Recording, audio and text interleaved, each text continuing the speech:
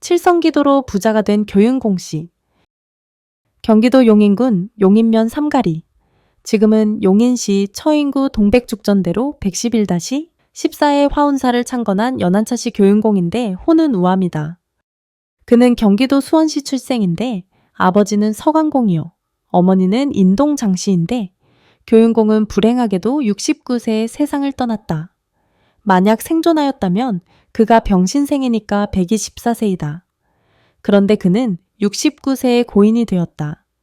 그런데 그분은 한동안 수원부자로 유명하였고 시외버스를 100여 대를 보유하고 합승차를 20여 대를 가지고 있던 차부자라는 말을 듣던 분인데 그분이 이렇게 자수성가하기까지는 숨은 애화가 있다. 그분은 어머니가 불교의 독실한 불자이므로 그도 따라서 불교를 반대하지는 아니하였으나 처음부터 독신자는 아니었다. 그는 부모님의 생존시의 부자는 아니되 남에게 신세질 정도는 아니었다. 그래서 교윤공 씨가 7, 8세 때에 독선생한테 글을 배우기가 죽기보다 싫었다고 한다. 그러나 그는 돈을 벌어서 한번 부자가 되어 보겠다는 생각은 간절하였다.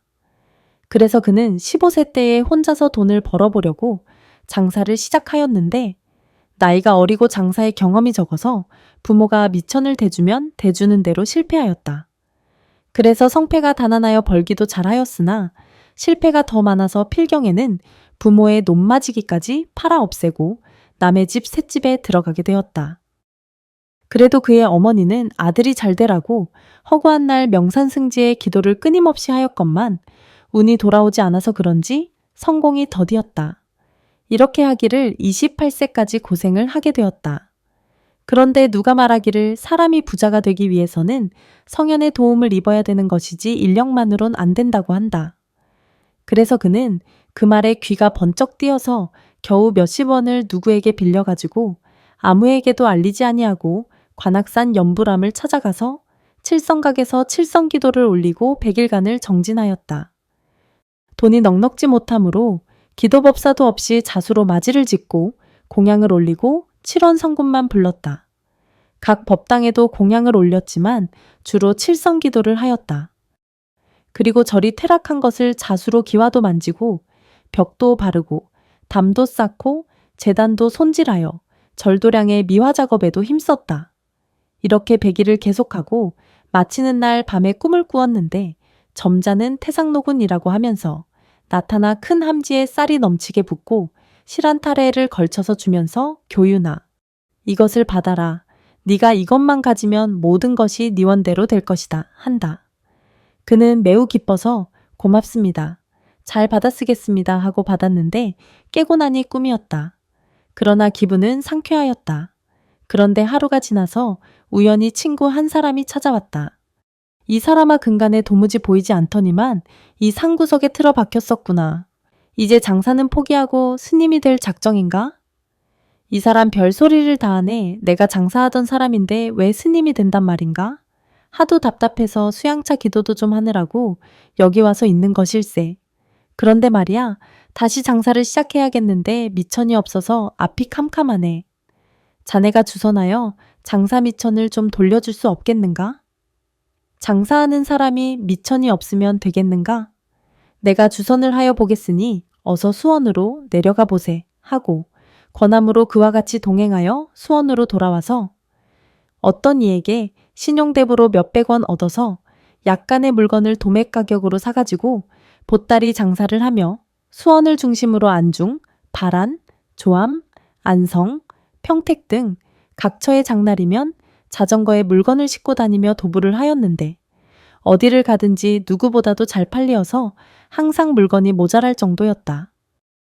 그러다가 각 개인의 주조업이 통제될 때에 수원시에서 제일 먼저 양조장을 엉터리로 냈더니 술이 어떻게도 잘 팔리는지 큰돈을 벌게 되고 또 어떤 사람이 미천을 대고 누룩 장사를 하자고 하여 곡자 회사를 만들고 누룩을 시골 양조장에 도매하는 장사를 하였는데 역시 장사가 잘 되어서 큰돈을 벌게 되어 벼락부자가 되었다. 어떻게 해도 돈이 잘 생기는지 꼭 귀신이나 도깨비가 막 갖다 주는 것 같았다.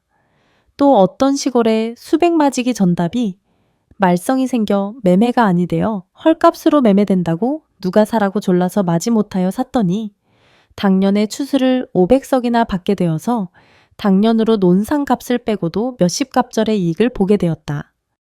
그 뒤에도 직조공장이니 목재상이니 여러 가지를 경영하였는데 모두 하는 대로 순조롭게 잘 되어서 불과 4년 만에 만석 추수를 하는 부자가 되었다. 그 뒤에 가온이 길창하여 제취부인 단양우 씨에게 사남일녀를 낳아서 자손도 창성하였다. 그래서 그분이 4가지의 원을 세웠는데 하나는 선산을 치장할 것이요. 하나는 집 없는 자에게 무상으로 집을 지어 줄 것이요. 또 하나는 불운을 갚기 위해 절을 지어 드릴 것이었다. 그런데 그는 이것을 다 실천하였으니 괴산 땅에 양로원을 설치하여 80명의 노인을 수용하되 대지와 토지를 기부하여 영원히 경영케 하고 선산의 산소를 용인으로 이장하여 치산을 잘하였고 불운을 갚기 위해 당시 용인군 용인면 삼가리산에 화운사를 창건하였고 8.15 해방 후에 각처에서 밀려드는 영세민에게 무상으로 천호를 지어주고 하여 4가지 소원을 다 이루었다. 그리고 농지개혁 때에도 다른 지주는 망한 사람이 많았지만은 이분은 개혁혁명이 나기 전에 관세음 보살님께서 현몽하시어 예감을 얻어서 전부 팔아서 시골에는 수백 정보의 산을 사고 서울 시내와 수원 시내의 고급 주택을 여러 백호를 샀기 때문에 토지개혁에도 손해가 없었고 6.25 사변 때에 서울에서 괴뢰군에게 붙들려서 4번이나 정치보위부에 연행되어 신문을 받았으나 그때마다 귀인이 나타나서 북한으로 붙들려 가거나 총살당할 것을 면하였고 1.4후 퇴 때에 부산으로 가서 무사히 피난하고 수복되어 상경으로는 운수사업이 좋은 것 같아서 신형버스 회사를 조직하여 100여 대의 버스와 20여 대의 합승차를 사서 운영하되 10년간에 한 번도 큰 교통사고를 내지 아니하여 운영이 잘 되어서 당시에 10억대라는 재산을 벌게 되었다. 그래서 그는 모든 일이 부처님의 가피라고 생각하고 불교에 대한 신심이 돈독하였다.